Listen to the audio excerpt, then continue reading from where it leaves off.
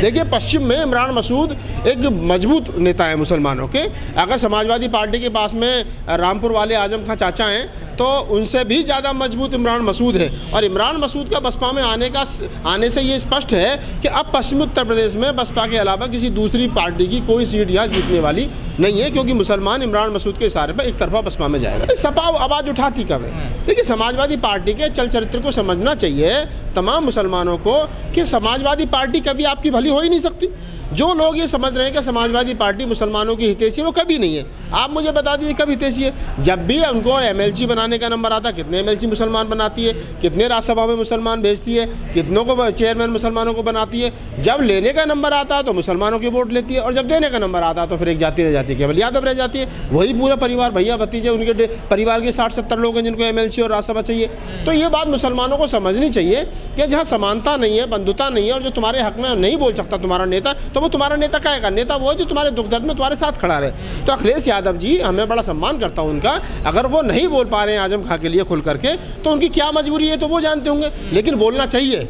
बहन जी ने फिर भी आवाज़ उठाई, हालांकि वो समाजवादी पार्टी के बसपा के नेता नहीं है, समाजवादी पार्टी के नेता थे आजम खां, लेकिन फिर भी बसपा की तरफ से ये कहा गया कि कितना बुरा उनके साथ हुआ, वो नहीं होना चाहिए था। आप 2024 का रिजल्ट देखना, मेरा दावा, मैं भी पूरा उत्तर प्रदेश घूम रहा हूँ और रात को फिर जा रहा हूँ लखनऊ। ये सच्चाई है कि बहुजन समाज पार्टी अपने दम पे सबसे ज़्यादा seat largest single largest party बनकर के उत्तर प्रदेश के अंदर उभरेगी 2024 में।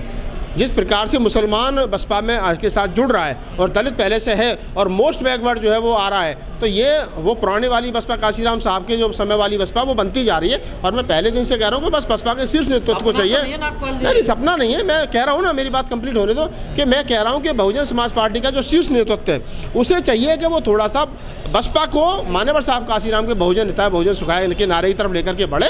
बहुजन समाज जुड़ेगा क्योंकि उनकी पहली और आखिरी पसंद बसपा है, क्योंकि बसपा में ही बहुजन समाज का भला है। मंदिर से अगर भला होता हो तो अच्छी बातें करो ना, हम मने थोड़ी कर रहे हैं। सीट तो आ रही है ना, सीट हाँ तो आने तो कब तक आएंगी?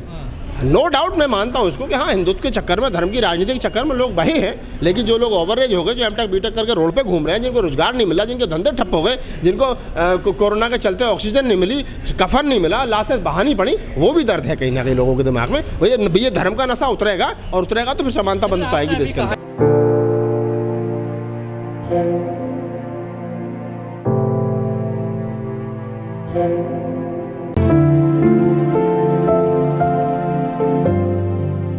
तमाम लोगों का स्वागत है जो बसपा में आ रहे हैं, और हम पहले दिन से कह रहे हैं कि मुस्लिम समाज को ख़ास तौर से बसपा के अलावा कहीं दूसरा कोई विकल्प है नहीं। अगर इस देश के अंदर जानवरों के भी वोट होते, कुत्ते बिल्ली के भी वोट होते, तो 2022 के चुनाव में सपा को वो भी पड़ता मुसलमानों का, यानी मुसलमान अपने कुत्ते बिल्लियों का वोट भी समाजवादी पार्टी को देता, जितनी तादाद में मुसलमानों ने सपा को वोट किया। इससे ये स्पष्ट है कि 100% सपा को वोट करने के बाद में भी अगर समाजवादी पार्टी बीजेपी को नहीं रोक पा रही है, तो इससे स्पष्ट हो गया कि जब मुसलमानों ने एक तरफा होकर के समाजवादी पार्टी को वोट दिया, तब यादव जो है वो बीजेपी में भाग गया। तो अकेले मुसलमानों के बूते बीजेपी को सपा नहीं हरा सकती, क्योंकि सपा का जो अपना कैडर वोट, जिसको यादव वोट कहा जाता है, वो भी हिंदुत्व के नाम पे बीजेपी में भाग गया। लेकिन बसपा का जो कैडर वोट है वो इतनी बुरी स्थिति में भी बसपा के साथ है, अगर उसमें मुस्लिम वोट मिल जाएगा तो बीजेपी को हरा देंगे। तो ये बात मुसलमानों की समझ में आ रही है, और इसी के चलते जितने मुस्लिम नेता हैं वो एक एक करके समाजवादी पार्टी छोड़ करके बसपा में आ रहे हैं, और उनका स्वागत है। नहीं, केजरीवाल भी उन्हीं को बचा रहा है जो सवर्ण समाज के नेता हैं। बताओ मुझे, अगर इमरान वहाँ पर अगर किसी मुस्लिम नेता के साथ में दिल्ली में कुछ RSS और बीजेपी के लोग गड़बड़ करते हैं तो कहाँ केजरीवाल बोलते हैं? ताहिर को नहीं बचा पाए, और दूसरे लोगों को, एक मिनिस्टर और थे उनके साथ में, उनको नहीं बचा पाए, राजेंद्र गौतम को नहीं बचा पाए। ये क्या हो रहा है कि अंधा बांटे रेवड़ी फिर अपने दे, ये अपने अपनों को बचा रहे हैं। अगर सपा में हो तो वो यादव जी को बचाएंगे, अगर आप आम आदमी पार्टी में तो सवर्ण समाज के, चाहे वो सत्येंद्र जैन है, चाहे मनीष सिसोदिया, उनको बचाएंगे, और अगर दलित और मुसलमान तो उन्हें कोई नहीं बचाएगा। भाड़ में जाओ, भट्टी में जाओ, कल मरते हो आज मर जाओ। नहीं, हिंदुत्व नाम की कोई बीमारी है ही नहीं। आप इस बात को थोड़ा सा ऐसा समझिए कि जब 1990 के दशक में, 90 के आसपास, जब कमंडल की लड़ाई चल रही थी, रथ यात्रा चल रही थी, अडवाणी जी रथ यात्रा निकाल लेते, तभी देश के बहुजनों ने मंडल की और कमंडल की लड़ाई में मंडल को जिता दिया था। तो हिंदुत्व कभी समस्या नहीं रहा, ये हिंदू के नाम पे जो हिंदू के नाम पर जो कुछ जातियों को इकट्ठा करके तांडव मचा करके, और ये जो जिस प्रकार का काम देश में चल रहा है ना, ये ज़्यादा दिन नहीं चलेगा। लोगों को भूख लगेगी, रोटी चाहिए ना, सुशासन चाहिए ना। कब तक लोग गाय के नाम पर भाई लोगों की हत्या करते रहोगे आप? कब तक जातिवाद के नाम पर लोगों की हत्या करते रहोगे? कब तक मुँह चखने पर लोगों की हत्या करते रहोगे? कब तक घड़ा छूने में बच्चों की हत्या करते रहोगे?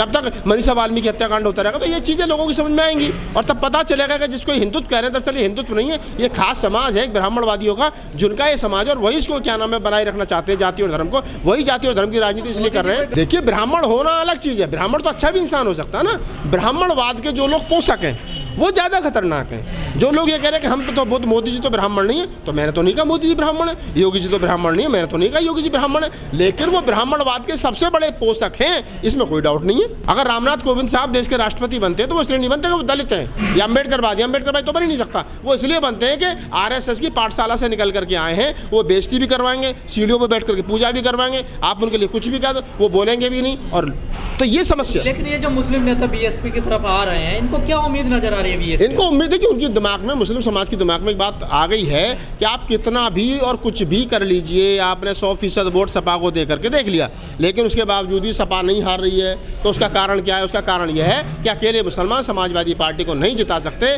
डेढ़ दर्जन नेता OBC समाज के वहाँ पहुँच गए। तो ये क्या है कि सत्ता परिवर्तन की लड़ाई चल रही है, ये व्यवस्था परिवर्तन की लड़ाई है। व्यवस्था परिवर्तन की जब लड़ाई होगी तो सरकार चेंज होगी और विचारधारा भी चेंज होगी। सांसद तो आपको जानकारी के लिए बता दूं कि उत्तर प्रदेश में 2 सीट ऐसी हैं, अमेठी और रायबरेली।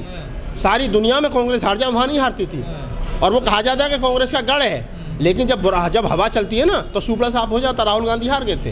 तो ये कहना अपने आप को कि जी वो प्रधानमंत्री और योगी जी दोनों वहीं से आते हैं, तो आता तो कौन को पता नहीं कौन कहाँ से। 2024 के चुनाव से पहले कहा जा रहा मंदिर का तोहफा भी दिया जाएगा। ओहो, मंदिर का तोहफा दे दो, कौन मना कर रहा है जी? मंदिर का तोहफा तो आपने 2022 के चुनाव से पहले दे दिया है, कोई मना थोड़ी कर रहा है। एक मंदिर और बनवा दो, तो जीत गए ना, देखिए जीत हासिल हो गई। मैं क्या करूँ, 2-4 मंदिर और बनवा दो, अगर मंदिर से कल्याण हो रहा हो तो। नहीं, हमारे गिलेशियर पे किसी से थे ही नहीं, किससे थे हमारे गिलेशियर को बताओ? पार्टी साहब नहीं, पार्टी में नहीं, मैं देखिए हमेशा कहता हूँ कि पार्टी में अगर गलत होगा, मैं हमेशा कहता हूँ कि पार्टी में अगर मुझे लगेगा कि कहीं कुछ गलत हो रहा है तो मैं सबसे पहले बोलूँगा वो आदमी हो, और पार्टी में कुछ अच्छा होगा तो मैं सबसे पहले तारीफ करूँगा, ये अच्छा हुआ है। तो हमको तराजू लेकर के तोलना पड़ेगा क्या सही और क्या गलत है। अंधभक्ति राहुल नागपाल के बस की नहीं है। जो लोग सोचते हैं कि नहीं साहब हर अच्छे बुरे काम का स्वागत होना चाहिए, वो नहीं होगा।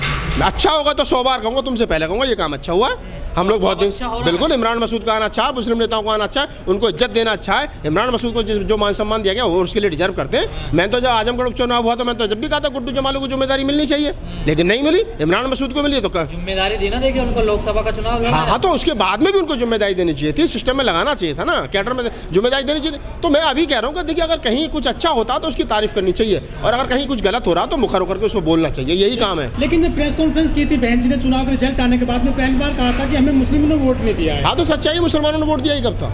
अगर ये कह दिया कि मुसलमानों ने वोट नहीं दिया तो ये सच्चाई है ना। मुसलमानों को इस बात का दर्द दुख भी है कि हमने बसपा को वोट ना देकर के एक बड़ी गलती करी है। तो ये कोई बहुत बड़ी बात थोड़ी, जो बहन जी ने कहा वो सच कहा।